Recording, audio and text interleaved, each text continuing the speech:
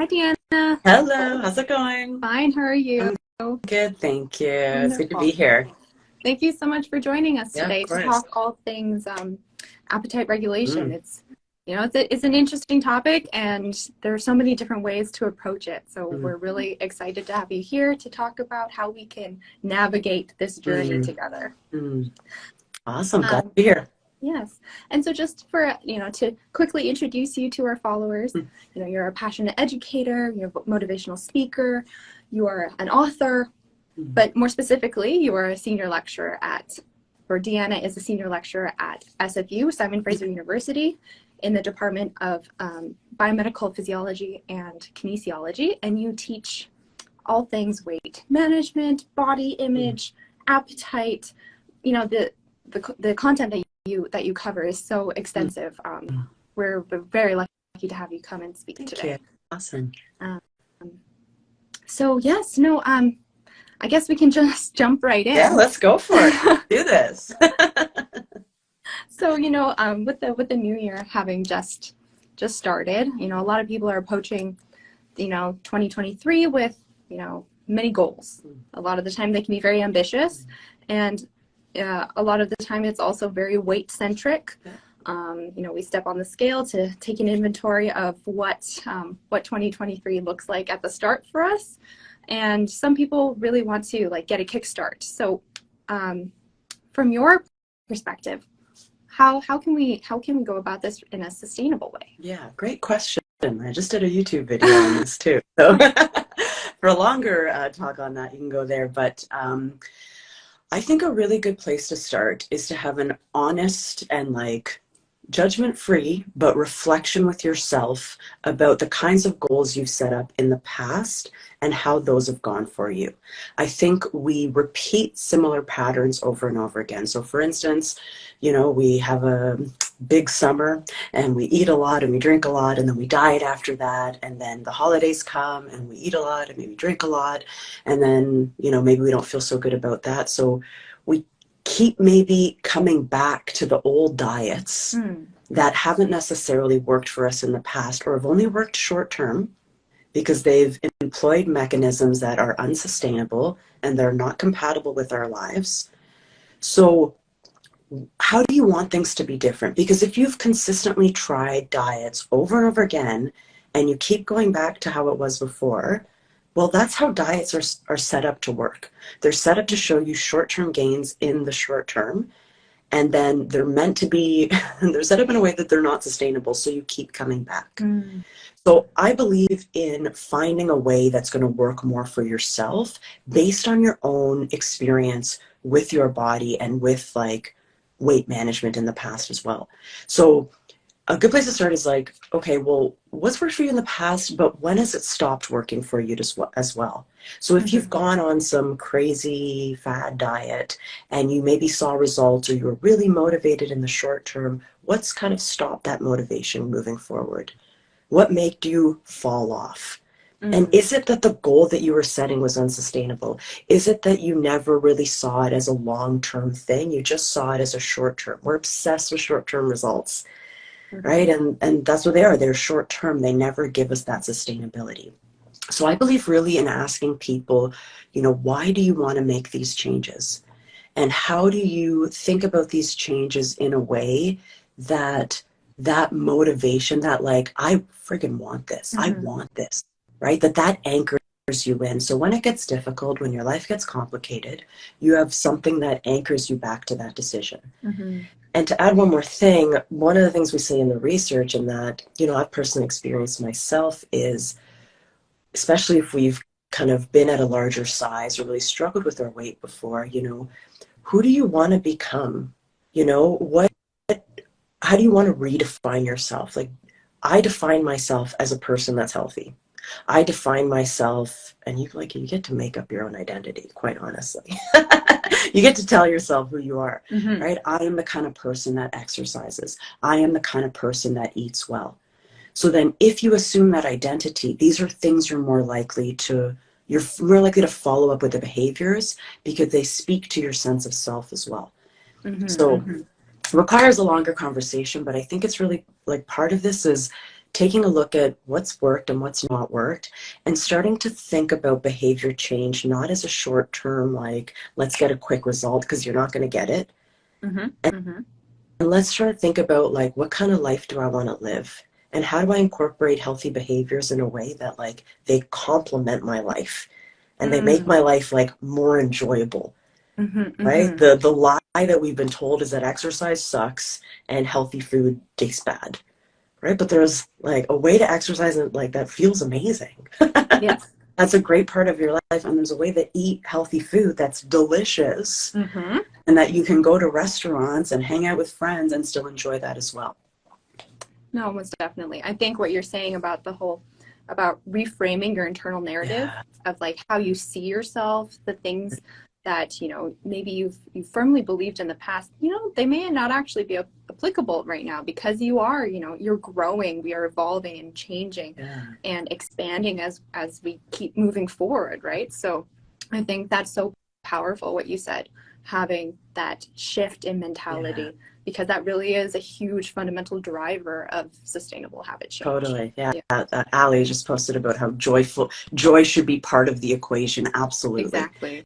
Right. And having Yeah. this be part of your life. Right. I think someone else talked about, what do you want to do the next day for yourself? Be it like Mm-hmm. a daily thing. For sure. Yeah, no, it's not an easy path, but you No. can find your way along Yeah. it, right? And you rediscover things that you may not have liked Oh, previously. I totally. know that I've had that in my Mm. own personal journey of rediscovering, activities that I didn't think I liked before. And, a few years later, I'm like, hey, this is actually quite fun. And it gives me, Yeah. the exercise that I'm looking for. I feel fit and healthy while Yeah. doing it. And, you just get a lot more out of your experience. Yeah. 100%. And then you want to go back to Yeah. it. Right? That's the problem with New Year's resolutions. I was like, I'm going to go to the gym. I'm going to get super fit. I'm going to work out super hard. And they, like, kill themselves in the gym doing things they hate. Yeah. And, like, there's nothing wrong with the gym. The gym is great, but, like, you don't have to go to the gym. Mm-hmm. There's other ways to be active. There's Yeah. lots of ways to enjoy your life and be active without, like, it always being so tough and Mm. grinding and whatever else. Mm-hmm. The trick to having physical activity be part of your life forever is to fall in love with it. I like that. Yeah, Is that love and commitment to it as well. totally. Yeah. But no, I think going back to what you were saying about, how when people choose to do certain exercises, say going to the gym as a practice. I know from my own personal experience, I have a really hard time with that. I like exercising outdoors. Mm. So when we go about choosing, the different types of, because there's so many different types of diets out there Yeah. or, approaches to what we can do to optimize our health and wellness. Mm. How do you go about choosing it? Because really, it's not one size fits all for everyone. Not one thing is going to work for everyone. How would you approach this? And again, I'm, like, such an advocate for self-reflection. I Mm. will never tell someone this is the diet you're supposed to be doing. If your goal is to lose weight, and that is a personal thing that you should decide for yourself, that shouldn't be imposed on you. But if that is your goal, there is only one way to do that. And the only single way to do that is to achieve and maintain a caloric deficit, which means that you're moving more than you're burning more energy through movement and body processes than you're eating, Mm-hmm. right? And quite honestly, the biggest part of that equation is eating less, right? But what's actually going to help someone eat in a moderate amount is really individual. And Mm. the reasons we eat the way we do are very individual. For some people, eating is a very emotional thing. And one of the strongest signals that causes some people to overeat is that when they're not feeling so good about themselves or about the relationships or something else that naturally happens in your life, food is naturally soothing. Mm-hmm. So you use food because it's rewarding and it makes you feel good temporarily, Mm-hmm. right? So for an individual like that, I would recommend a totally different approach than to an individual that they're, let's say, very social, and all their food, their eating behavior is really dictated by what people around them are eating. They have a Mm-hmm. hard time not eating too much, yeah, when they are around other people, right? Mm-hmm. That's a different approach. For some people, it's just that they've maybe never learned how to eat the types of foods that promote a feeling of fullness. Because there is a way of eating that is more likely to help us feel complete. Mm-hmm. Complete's not the right word, but full. More Satiety, satiated. more satiated, Yeah. exactly, than others, right? So part of the equation is really taking some time. And I would actually, in the beginning of, if someone's really thinking about doing things sustainably, a really good place to start is taking the time and like observing themselves for a week or Mm-hmm. two, or even longer. And on a day when someone overeats, they might want to ask themselves, very with curiosity, without judgment, with curiosity, loving curiosity, like, what went on for me today? What was it about today that caused me to eat more than I like? And there's often something. So again, it could be emotions. It could be a social thing. It could be that the person ate very little at lunch. And so when they came home, they were starving and they Mm-hmm. completely Yeah. overate, right? So it is it's easier to just recommend a fad diet to someone. It's easier to just be like, go on whatever, Yeah. this particular diet. I don't even want to call any out right now. But what that doesn't do, it doesn't allow us to really address the factors that are causing us to feel like we want to eat more than we need to. Mm-hmm. And again, this could be emotional, this could be environmental, this could be physiological, right? So it really requires this individualized approach that is bathed in love and self-care.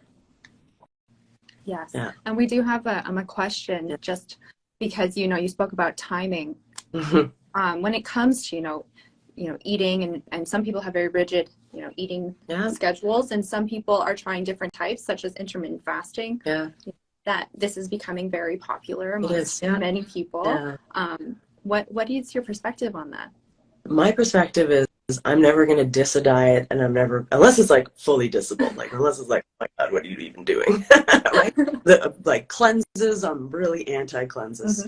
So, but intermittent fasting, there's research to support its potential benefits for weight management. However, there was a big study that came out last year, something called a meta-analysis. And in a meta-analysis, they look at what all the experiments in that particular topic have said. What do they say when I look at all the research together? What does it say? And that study found that when it comes to weight loss, intermittent fasting was not any better than caloric restriction or achieving a caloric deficit. So at the end, like I said at the beginning, the number one rule for weight loss, if that is someone's goal, is to consume less than you move, than you burn. Consume less than you burn, right? And intermittent fasting, if you're not reducing your calories, it's not going to help you. That said, having a limited period of time where you can eat often helps people eat fewer calories. Okay? But then again, I want to take a step back and say, is this something that you're going to be able to sustain? Yeah. Is this something that's just short term, that you're like, you want to just drop a bunch of weight? And is that process going to affect your mental health? Maybe yes or maybe no, right? So there's nothing wrong with it, and it can be really helpful. And some people, they're like, they absolutely swear by it, and I'm going to be like, yeah, go for it. This works for you, go for it. And I'll be honest with you, I have started pushing back my breakfast times a bit, and I actually find that that's been quite helpful for me. And try not to eat late at night, that has been helpful for me. But I'm very loose with my rules because I've struggled with eating disorders in the past, and I don't want to get wind those up at all. So like I said, I'm pro IF if it works for you, but at the end of the day, it works just like any other diet works, in that it promotes a caloric deficit. And yeah, for some people, skipping meals makes them even hungrier, right? And that's a personal reflection. So you can try it and be like, yeah, okay, I ate less in the morning, but then I came home and ate so much more. Then that's not for you. And so who cares what your friends are doing or what you're hearing like in popular TikToks or Instagram or whatever, but what you should be doing. If you try something and it doesn't work for you, then that's all the information you need. Mm-hmm. Yeah, so that self-reflection piece, Yeah, that's where it's really important. And even intermittent fasting also has so many different styles as well. totally, So like totally. you can try, pushing back your breakfast time, or maybe you don't eat after a certain time in the evening. Yeah, There's so many different ways to go about it. yeah, So it is important that you yeah, analyze, what works for me specifically. totally. It's experimentation. Mm, It's experimentation and reflection. yeah, Experimentation, reflection, no judgment, no shame. exactly. That to me is the equation for ourselves, right? In different aspects of our lives, right? Hmm. Reflection, experimentation, let's get some feedback, let's see how it goes, and then let's problem solve what's actually going to work for us. Love that. Yeah. Yeah. And so, we have the caloric deficit piece, but, when we are reducing the amount that we're eating, whether it be by skipping meals or just eating less, usually, I know from my own Mm. experience, hunger pangs can Mm. be a thing. I do have a rather ravenous appetite, especially in the mornings. Mm. So how do you go about managing hunger, or hunger versus appetite, really? Yeah, yeah. So that's a good clarification that you just asked for there. So hunger versus appetite. Hunger is like, I need to eat. My body is sending me signals. I'm low energy. I got a headache. My stomach is growling. That's like legit hunger, right? And those Mm-hmm. signals are sometimes hard to tease out Mm. because we get them conflicted with what I like to call mental hunger, right? Which Okay. is Mm-hmm. actually part of appetite as well. Appetite is Mm-hmm. like it's like an umbrella term that summarizes anything that makes us want to eat. And I would argue there's appetite, and then there's like actual hunger, and there's mental hunger. Okay, something we Okay. Mm-hmm. call hedonic appetite is what it's actually called. So if your body is sending you signals saying I need to eat, I'm never going to tell someone not to eat, personally. Right? Mm-hmm. So that might be your body saying, I need these foods, I need energy, I need whatever else, what other maybe particular nutrient in food, and it's sending you signals. I'm a big advocate of listening to the body. So Mm-hmm. what I would suggest for helping to make sure that signaling is working more properly is to eat in a way so this feedback system works better. So what do I mean by that? Things that can help you feel more full and that help to naturally regulate appetite are things like a diet that's a bit higher in protein, a diet that's a bit higher in fiber, a diet that maybe has more volume, like soups and salads Mm-hmm. and those kind of things, and then eating more slowly because it takes about 20 minutes for the brain to receive the message that you're full. So when you're Mm-hmm. ravenous and you start eating really quickly, you're Just like, pack it all you in. pack it all in. You eat a lot more, right? So Mm-hmm. these are some of the natural ways to control those like internal Okay. signals. So, and if you are truly hungry, I'm always going to tell someone to eat, right? Mm-hmm. Because that's your body. It's telling you a message, right? Just like if you have to pee and you're getting the signal that you have to pee, you have to pee. Yeah. That's your body telling you you need to do that, right? Mm-hmm. Yeah, 20 minutes, you're right. So the other part of that equation is the mental hunger. Mm-hmm. Now, this is like if someone's dealing with emotional driven eating, or they are in an environment where there's a lot of food cues, right? Or they're thinking about food a lot. And sometimes when we're restricting, that's why I don't like the word restricting, and I don't make it part of my vocabulary when it comes to food. But just telling yourself you're restricting, it's like don't think about white elephants, right? Don't Mm-hmm. think about food. What are you going to think about? Right? I Yeah. can't eat carbs. I love carbs, but I can't eat carbs. What are you thinking about all the time? I want carbs. I want carbs. I want carbs. I want carbs. Right? So there's natural ways to control like the internal signals, but as far as this mental hunger goes, it again is a what is actually going on, and do I just want to eat because maybe it's a particular time of day? And I usually did that, but like that's an opportunity to check in with your system. Is my system actually telling me to eat too? And that takes some time, especially if you've had not the best relationship with your body, which I have as Mm-hmm. well. It takes some time to reconnect with those internal signals. Mm-hmm. But one thing you want to do so you can connect with those signals is to quiet down the external signals, right? So Mm-hmm. so and part of this is like building up your environment in a way that it's not forcing food on you all the time, for instance, right? We are visual. And, you know, you're hungry, you open up the fridge, the first thing you see is chocolate cake. You want chocolate cake because it's delicious. But if you stock your food, your fridge with healthy foods that you love, when you open that up, that's what you see, right? So it's, again, so individual. I keep coming back to that, right? There are natural ways to control your hunger, but part of it is like the way we eat, right? Eating whole foods, eating foods that are higher in protein, eating foods that are higher in fiber, eating foods that are more voluminous, slowing down as you eat. But then the other part of it is controlling those like mental and emotional signals and environmental signals that make us want to eat even when we're not actually physically hungry, right? Yeah, exactly.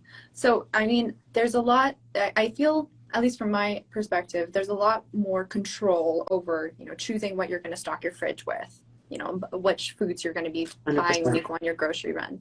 But how do you navigate the external triggers? You know, how do you, if there is something that triggers that emotional eating response, or if there's some situation that's happening that's, you know, turned your life upside down and that affects the eating pattern, are there any ways to like mitigate or lessen the effect, at least from a temporary standpoint? Yeah, and that's not something I can summarize in a couple minutes, put it that way.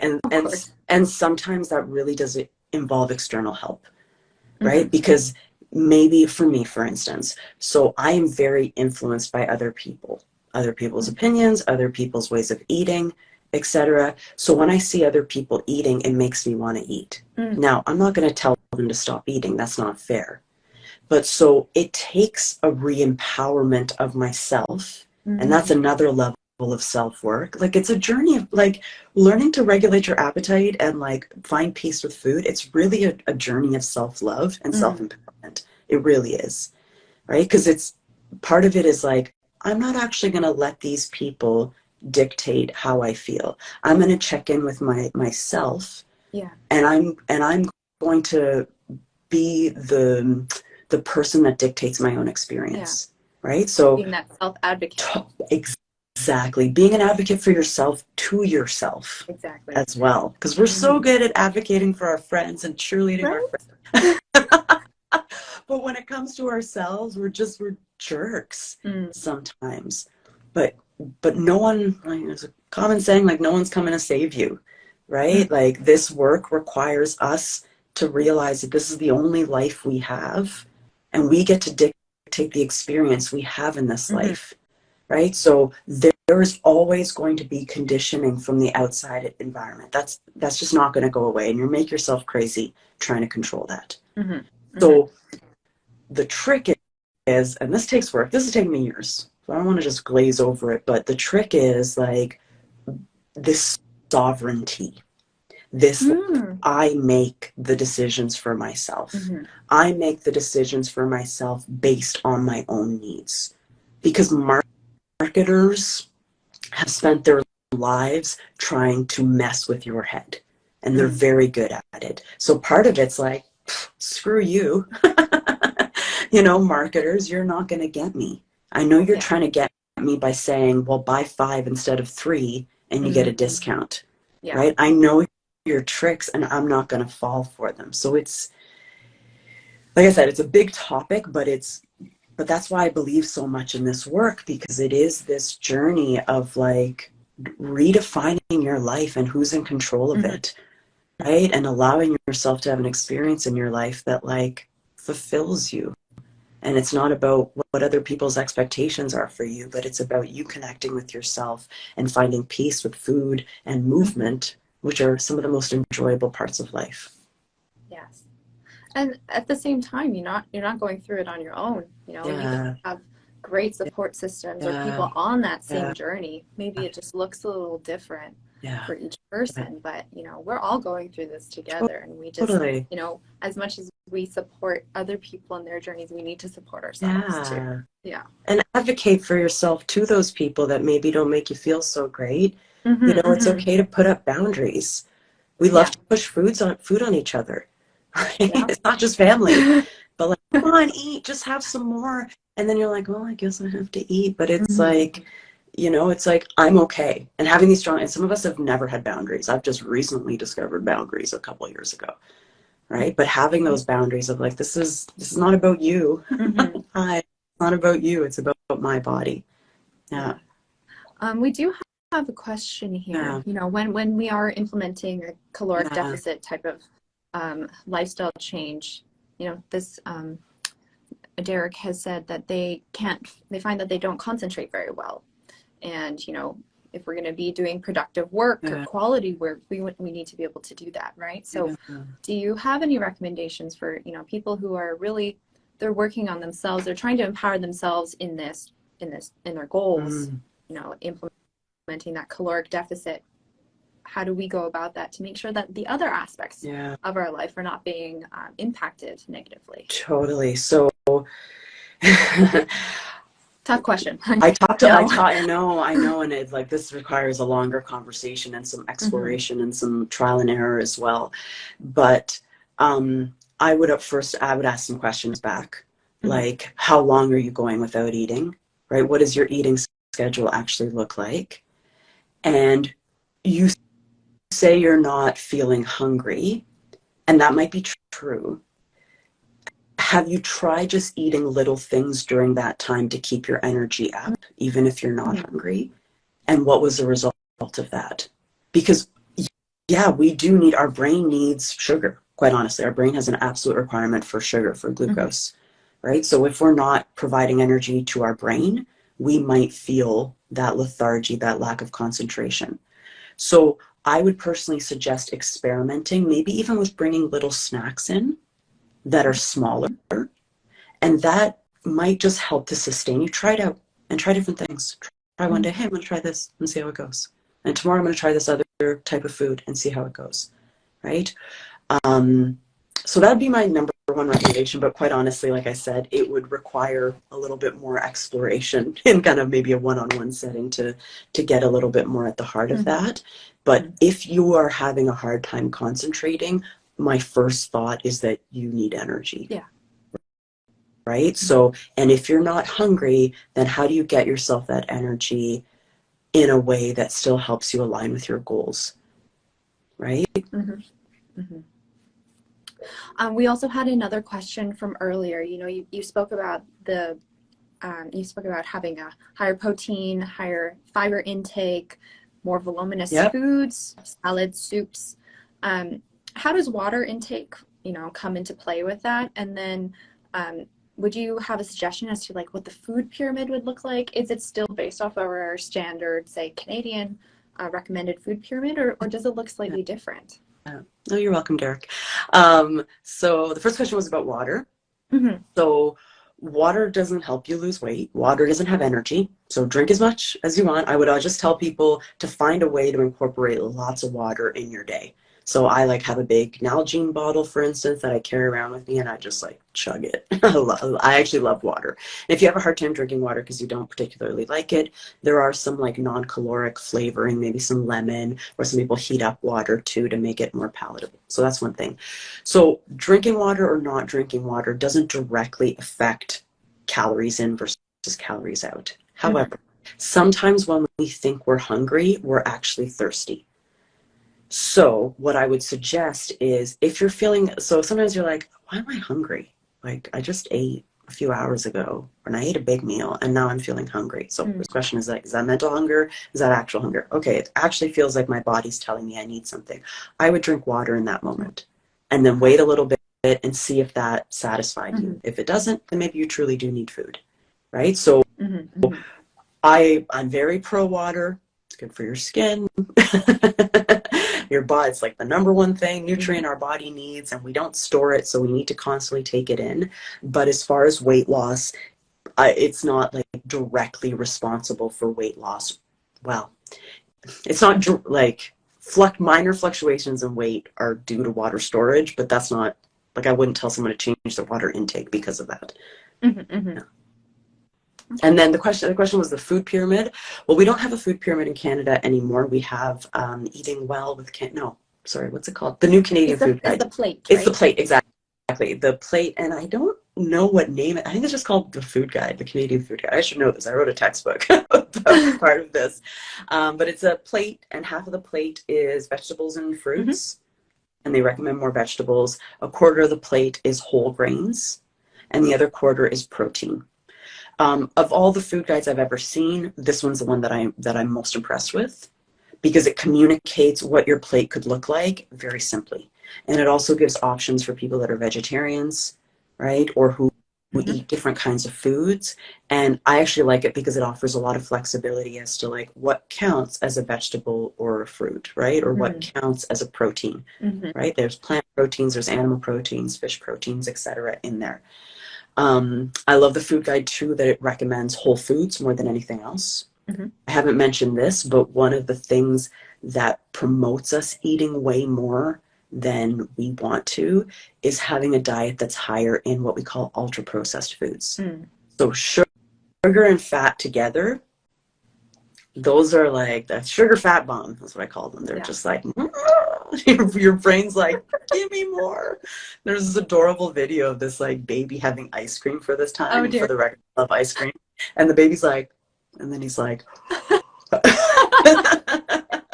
he's like, because That's there's like, adorable. it's so adorable because there's this like Res- natural reward to that Response. response. Yeah. Absolutely. And when you eat those kind of foods, you want to eat more and more of them. Mm-hmm. And foods have been manufactured in a way to promote that.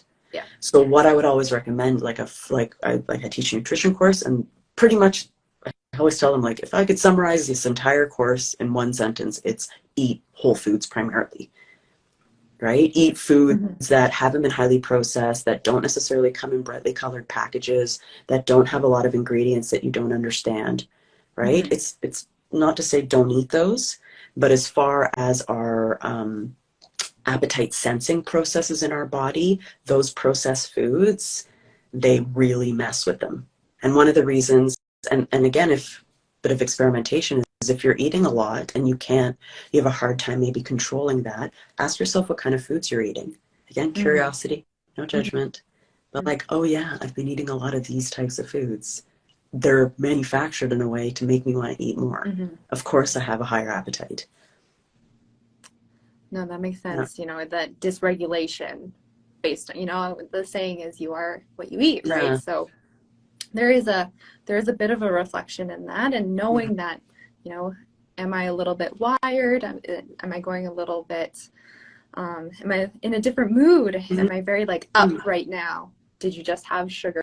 Did you just eat that bag of Welch's gummies like I did earlier today? That's not, but when you need that little brain boost of energy, it's good to have options that are like healthy options. Can you get that energy that you need for that task in a healthy way? Like ideally I would have eaten potentially like a fruit cup, strawberries, pineapple, something along that line. At the time I didn't have that on hand. So, but I recognize that, and in the future I get to prepare better for that type of situation. And there's no guilt. We want to like yeah. That's one of the issues. That's one of the reasons we eat a lot more, is that we feel guilty, and then we feel shame, and then we feel bad about ourselves, and that messes with our mental health, and that messes with our emotions, and then we eat to manage our emotions, right? So like sometimes the only option is something that's maybe on the less healthy side. Yeah. Right. Exactly. So yeah, but then it's like I don't want to eat like this all the time. Right. And a reflection, like you said, of like, how do I prepare differently in the future? Yeah. It's that reflection. Totally. You are able to identify it, and you're better off for it. You get to learn more about you. Yeah, exactly. Yeah. And we also have one more question from Sina. Do you think there are some supplements that can help keep our appetite up or help regulate our appetite? There's so many available out there these days. What's your thought on that?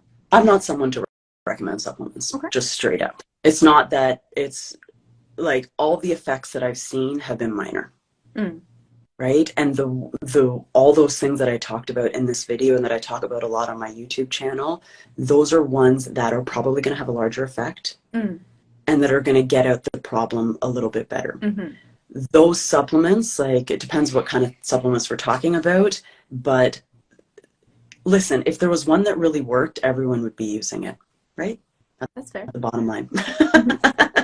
The celebrities would all be on it, Mm-hmm. right? You'd be hearing about it on TikTok and, Instagram all the time, but there isn't a clear efficacy and a long-term kind of effect of supplements for appetite suppression. Okay. There are pharmacological approaches, Mm-hmm. right? And if an individual is dealing with obesity or perhaps diabetes, I would Mm-hmm. suggest talking to their doctors about those, right? But the thing about those is that there are side effects and they work while you're on them. And then when you're not on them, they don't work, right? Mm-hmm. And And that's it's where why, that lifestyle habit change really, that piece totally, comes into play. exactly. Yeah. Well, there are some supplements just off the top of my mind.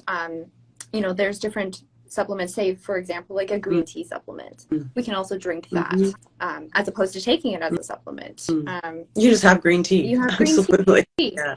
and then, that provides antioxidants Yeah. and anti-inflammatory Yeah. properties, which research has shown, are beneficial Yeah. to the body, I'm to not say the against very least. green tea. I'm not against caffeine, coffee. Yeah, Of course, I just would never rely on for those. sure. They would never be Mm-hmm. my first approach for Mm. weight management. But they can be like, some people are like, I know people that just love tea, and once they discovered tea, it gave them something to do, as opposed Mm. to, like, there was a mental benefit to That it as well. distraction That piece. distraction piece Mm. as well, right? Which is why, again, experimentation is so important. Yes. Yeah. No, I love that. And so I know we're probably coming close to the end of the time we have together. I guess, if you're to give 5 tips of, how, for anyone starting on this journey, or maybe they're restarting this journey of implementing a new health goal or new lifestyle practice, are there any, like, would you have a handful of tips to give to Sure. people of, how to regroup Yeah. and rezone and Yeah. refocus themselves? Yeah. Only 5. I think a good place to start is, it's okay to go out there and find information, evidence-based, ideally by people that know what they're talking about the types of foods and the ways of eating and the types of exercises that are best for your body. But at the end of the day, discernment is key. And you Mm-hmm. are not everyone else. And even scientific studies give you averages of responses. And within those averages, there are people on either side of that. So I believe so much in an individualized approach, and working Mm-hmm. with a coach can potentially help that. That you don't need that necessarily, Mm-hmm. but for some people that need that guidance, that could be helpful, and just be really discerning again with who you might contact for Mm-hmm. that. The other the other tip I would make, I think all my tips are going to be more mental healthy, but But that's a my other huge tip piece. would, yeah, it really is the one that's like very rarely discussed. Mm. My other piece is to learn to fall in love with the process of whatever you're doing, to really reframe looking at diets. You hear the word diet and you think short term. Mm. Like, that's one of the first things that comes. I feel restriction. I get like terrible, not fun, and short term, right? So we need Mm. to reframe these health habits in a way that, like, they're enjoyable parts of our lives. If we hate something, we're not going to keep doing it. Mm. So how do you fall in love with being active? How do you fall in love with healthy foods? We have never had more options of foods that are healthy and delicious. How do you find ones that you're just like, oh my God, this tastes amazing, and it's healthy for me, and it Mm-hmm. leaves me satisfied? The other piece of advice I would give is, I think we make a big mistake, and we do this so much, where we think, well, as soon as this happens, then I'll be happy, right? Yes, we're all guilty of Yeah, that. we're all guilty of it. I do this. I do, like, I regularly do it. I'm like, Dana, you're doing it again, right? So there's this belief that I have to lose weight, Mm. I have to get rich, I have to have a partner for me to be happy. Mm-hmm. And I would go a layer below that, and I'll just speak personally. For me, it was like, not only that I'll be happy, but I'll be worthy, Mm-hmm. right? And happiness and self-worth are not in the distance. They're available to us each and every day. And they take work to find because they're buried under layers of conditioning. Mm-hmm. But we need to reframe that you're not allowed to feel good about yourself or be happy until you reach this goal, right? So Mm-hmm. that's another piece of advice I would give. And then experimentation. Experimentation and self-reflection, I'll say, are my last two tips, right? Like, we all know the basics. We all know we should be eating whole foods. We all know we should be eating regularly. We all know we shouldn't be eating that many processed foods as far as health goes. Like, we shouldn't smoke. We know all these things, right? So self-awareness, self-reflection. Why are you currently behaving the way you do? Curiosity, no judgment. Why is it the way it is right now? And then let's try some things out. Let's play, right? Let's play a bit and like have fun with it. Enjoy the Yeah. process, not like, oh my God, I gotta do this. Oh, I gotta go on a Trying to kick your butt along. yeah, right. Yeah. But like, Enforcing. how do I fall? How do I try different things out and then like reflect? Maybe have a journal.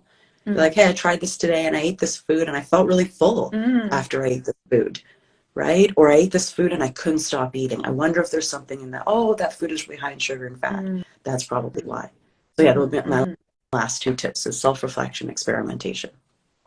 Thank you. You're welcome. And I know we're already over time by a lot, It's been but I fun know we though. can probably go on and talk about this all day for Yeah, days. sure. I know people are going to be interested to know more and learn more about this subject. And you already have so many resources available. How will people be able to find you Yeah. and your work? If you're looking for resources right away, my YouTube channel is probably the Mm-hmm. best.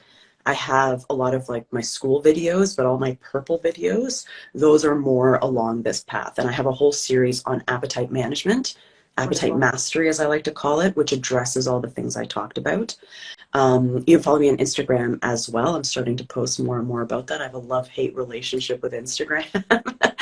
And then through either of those resources, I will be opening up very soon some one-on-one coaching spots, which I've never done before, and I'm very excited to start doing. So if That's someone's looking wonderful. for some extra coaching, they can DM me via either of those places, and we can start a conversation. That's awesome. I'm so excited. Yes, for all of you who are looking to learn more, please check out Deanna's YouTube channel and Instagram. You'll have a tremendous amount of resources. I already know I've learned so much from my conversation with you today, and I can't wait to learn more. Yeah, it's been such a pleasure. You're a great host. Thanks so much. All right. Well, thank you. I hope you have a great rest of Thank your you. day. And I will. See you see later. you next time, everyone. Bye. Bye.